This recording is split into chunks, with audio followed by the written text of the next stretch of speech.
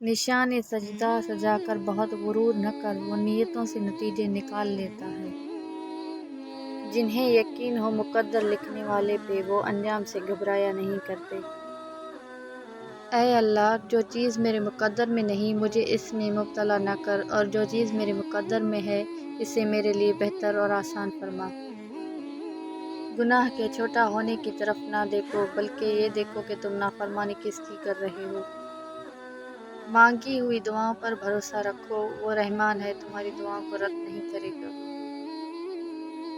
نس نس سے واقف ہے، رگ رگ جانتا ہے، مجھے خود سے زیادہ میرا رب جانتا ہے۔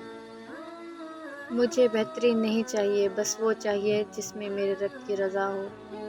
شکر کرو اس غم کا جس نے تمہیں خدا والا بنا دیا۔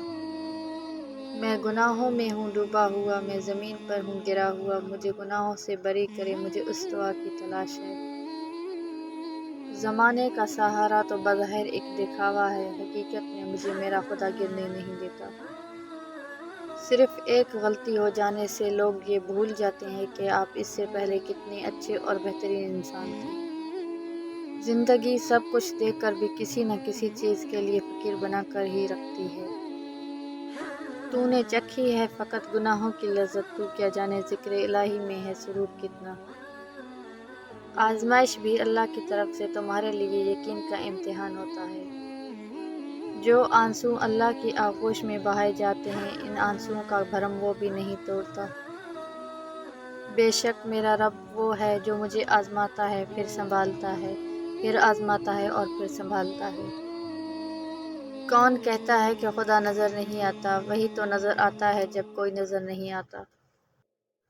زبان کا کہا دنیا سنتی ہے، اور دل کا کہا اللہ سنتا ہے۔ کوئی مانے یا نہ مانے، لیکن زندگی میں دو ہی اپنے ہوتے ہیں، ایک خود دوسرا خدا۔ صرف جائے نماز وہ جگہ ہے جہاں رو لو تو سامنے والا تماشا نہیں بناتا۔ زندگی میں ہم کتنے صحیح اور کتنے غلط ہیں، یہ صرف میرا اللہ جانتا ہے۔ تم ایمان تو رکھو اللہ پر، وہ بہتر لے کر بہترین دیتا ہے۔ وقت پر نمازیں ادا نہ کی جائیں تو بے وقت اذانیں دینی پڑتی ہیں۔ وہ جو پتھر میں کیڑوں کو پال سکتا ہے، وہی کوئی راستہ نکال سکتا ہے۔ وہ جو کن فیکون کا مالک ہے، ایک وہی یہ مصیبت ٹال سکتا ہے۔ تمہیں کیا لگتا ہے کہ ہر آہ خالی جائے گی؟ نہ، ان میں سے کوئی تو تمہاری دنیا ہلائے گی۔ کیوں لوگوں کو مرنا آسان لگتا ہے؟ کیا قبر حشر حساب کتاب مذاق لگتا ہے؟ عجیب سی سکون کی کیفیت طاری ہو گئی، اور ہم روتے ہوئے اللہ سے اللہ کو ہی مانگنے لگے۔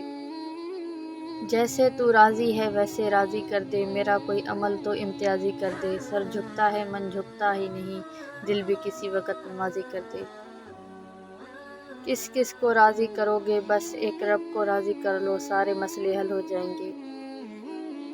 جب اللہ کسی کو پسند کرتا ہے تو اس کی پریشانیاں بڑھا دیتا ہے تاکہ اسے اپنے قریب کر سکے۔ تیرے اختیار میں کیا نہیں، مجھے اس طرح سے نواز دے، میری یوں دعائیں قبول کر، میرے لب پہ کوئی دعا نہ ہو۔